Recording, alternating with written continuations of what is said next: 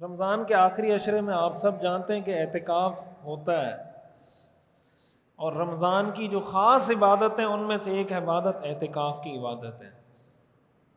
اور اعتکاف ایسی عبادت ہے جو صرف اس امت میں نہیں، پچھلی امتوں میں بھی عبادت رہی ہے۔ قرآن کریم میں اللہ تعالیٰ نے ارشاد فرمایا، جب حضرت ابراہیم اور حضرت اسماعیل علیہ السلام نے بیت اللہ کی تعمیر کی تو ان کو اللہ نے فرمایا طہر بیتی للطائفین والعاکفین، کہ میرے گھر کو طواف کرنے والوں کے لیے اور اعتکاف کرنے والوں کے لیے پاک رکھو۔ قرآن میں اس کا ذکر ہے، میرے گھر کو طواف کرنے والوں کے لیے اور اعتکاف کرنے والوں کے لیے پاک رکھیں۔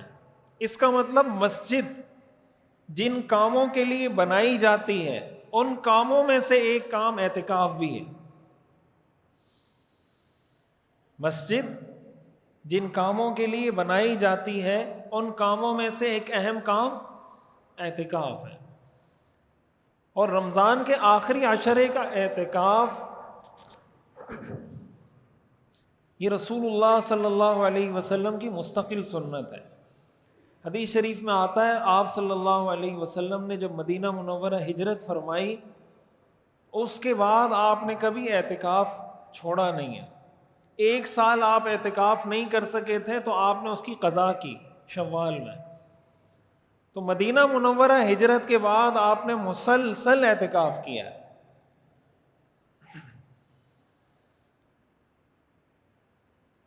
تو اعتکاف کی عبادت، اور پھر یہ عبادت اپنی روح کے ساتھ، اس کا بھی اہتمام کرنا چاہیے۔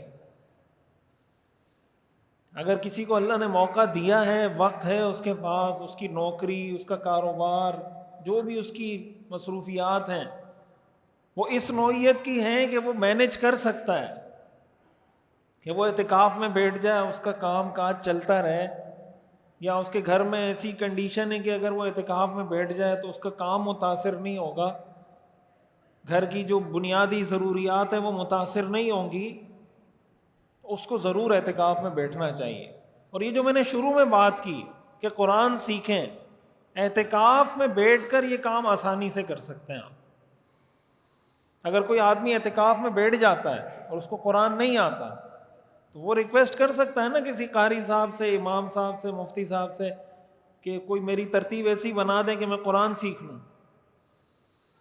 10 دن میں ہو سکتا ہے آپ پورا نہ سیکھ سکیں، ایک آغاز تو ہو جائے گا کہ بھائی اس طریقے سے سیکھنا ہے، 20 منٹ میں نے دینے، اس وقت دینے، یہ ترتیب ہوگی، رمضان کے بعد بھی سیکھوں گا۔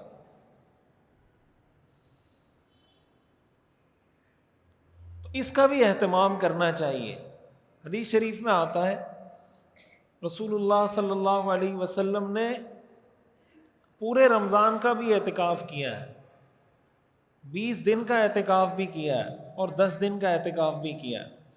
اور یہ جو آپ پورے مہینے کا اعتکاف کرتے رہے پھر 20 دن کا اعتکاف کرتے رہے، یہ لیلۃ القدر کی تلاش میں کہ ہو سکتا ہے یہ لیلۃ القدر ہو سکتا ہے یہ لیلۃ القدر ہو۔ پھر جب اللہ تعالیٰ نے آپ کو بتا دیا کہ لیلۃ القدر رمضان کے آخری عشرے میں، تو پھر آپ نے اس کو خاص کر دیا۔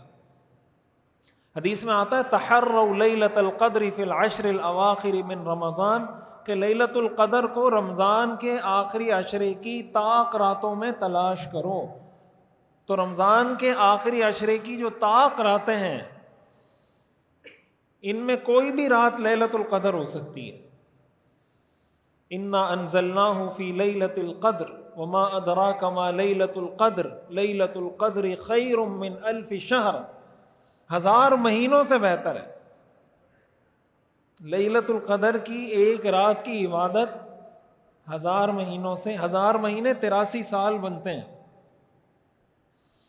83 سال کی عبادت سے بہتر ہے۔ کتنی بہتر ہے یہ اللہ کو پتہ ہے، 83 سال کی عبادت کے برابر نہیں، بہتر ہے۔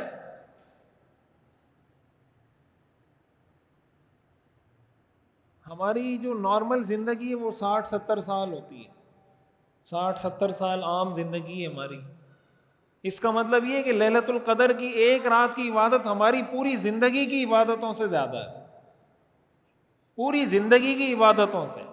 اور اگر کسی کو زندگی میں 10 لیلۃ القدر مل گئیں، 20 شب قدر مل گئیں، 30 شب قدر مل گئیں، آپ کا کوئی حساب کتاب ہے؟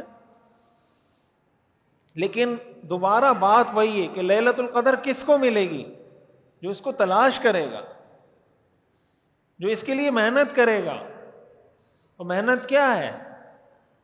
کہ جو طاق راتیں آخری عشرے کی کوشش کریں۔ حدیث شریف میں آتا ہے، صحیح بخاری صحیح مسلم کی متفق علیہ حدیث ہے، کان النبی صلی اللہ علیہ وسلم اذا دخل العشر الاواخر شد مئزرہ وایقظ اہلہ واحیا لیلہ، کہ جب رمضان کا آخری عشرہ داخل ہوتا تھا، شد مئزرہ، آپ اپنا ناڑا کس لیتے تھے۔ ناڑا کسنے کا مطلب یہ ہے کہ آپ بالکل ایکٹیو ہو جاتے، جس کو ہم کہتے ہیں نا کمر کس لی۔ شد مئزرہ وایقظ اہلہ، اور آپ اپنے گھر والوں کو جگاتے تھے رمضان کے آخری عشرے میں۔ ویسے آپ صلی اللہ علیہ وسلم کا معمول یہ تھا کہ آپ جب عام راتوں میں تہجد کے لیے اٹھتے تھے تو گھر والوں کو نہیں جگاتے تھے۔ حضرت عائشہ فرماتی ہیں کہ حضور تہجد کی نماز پڑھ رہے ہوتے تھے اور میں حضور کے سامنے لیٹی ہوئی ہوتی تھی۔ ظاہر چھوٹے چھوٹے گھر تھے، بڑے بڑے بنگلے تو تھے نہیں، اتنا ہی گھر تھا کہ 1-2 بندے اس میں لیٹ سکیں، اتنے حجرے تھے آپ کے۔ تو حضرت عائشہ فرماتی ہیں کہ جب آپ سجدے میں جاتے تھے تو مجھے ہاتھ سے اشارہ کرتے تھے یا ہاتھ مارتے تھے تو میں ٹانگیں سمیٹ لیتی تھی تو آپ سجدہ کرتے تھے۔ آپ صلی اللہ علیہ وسلم کا یہ معمول تھا۔ لیکن رمضان کے آخری عشرے میں آپ کا معمول یہ نہیں تھا۔ رمضان کے آخری عشرے میں آپ گھر والوں کو بھی کہتے تھے جاگو، اٹھو، نماز پڑھو، تلاوت کرو، تہجد پڑھو، گھر والوں کو کہتے تھے۔ ایقظ اہلہ، گھر والوں کو جگاتے تھے۔ وَأَحْيَا لَيْلَهُ، اور اپنی رات کو زندہ کرتے تھے۔ زندہ کرنے کا مطلب عبادت سے زندہ کرتے تھے۔ تو رمضان کے آخری عشرے میں صرف خود نہیں، اپنے گھر والوں کو بھی عبادت کا ماحول گھر میں بنانا چاہیے۔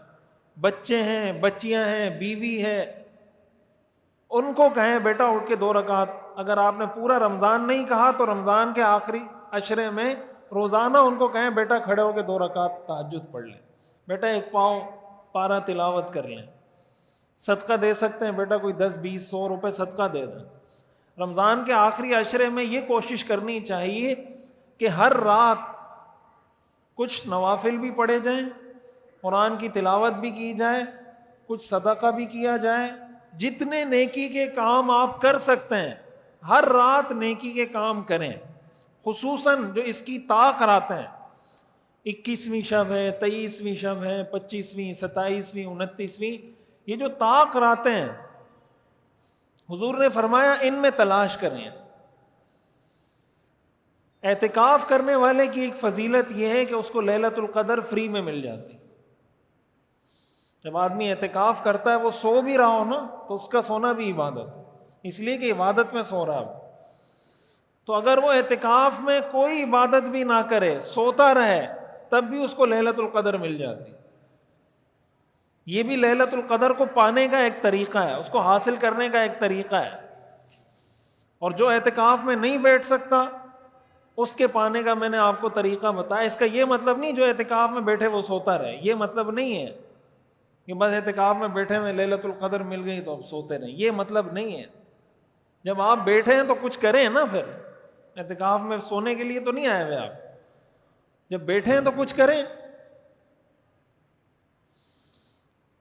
تو اس چیز کا بھی ماحول بنانا چاہیے اپنے گھروں میں، خود اپنی ذاتی زندگی میں۔